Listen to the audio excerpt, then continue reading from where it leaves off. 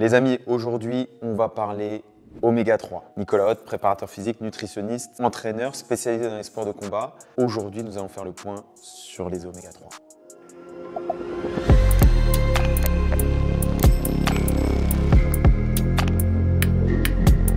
Lorsqu'on parle de macronutriments, protéines, lipides, glucides, on dit que certains macronutriments, certains aliments sont dits essentiels, d'autres sont dits non essentiels. Lorsqu'ils sont non essentiels, ils n'ont pas besoin d'être ingérés pour être fournis par l'organisme. Lorsqu'ils sont dits essentiels, vous devez obligatoirement les manger, les ingérer, afin de rester en bonne santé.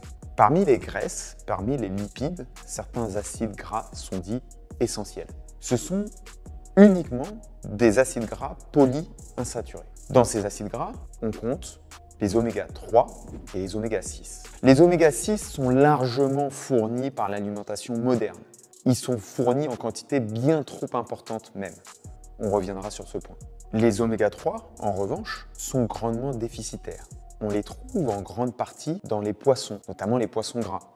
Le saumon, la morue, le hareng, le thon. Ce sont ces poissons qui mangent certaines algues qui contiennent ces oméga 3. Si le corps ne contient pas suffisamment d'oméga 3, alors on constate des effets négatifs sur le cœur, sur l'humeur, sur les fonctions immunitaires, sur l'inflammation, sur le stress, sur la composition corporelle.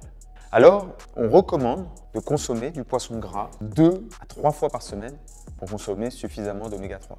On peut aussi se supplémenter en oméga 3 pour avoir ces 3 grammes d'oméga 3 par jour. Le ratio oméga 6 oméga 3, actuellement dans notre société moderne, est plutôt situé autour de 20 sur 1, parfois moins.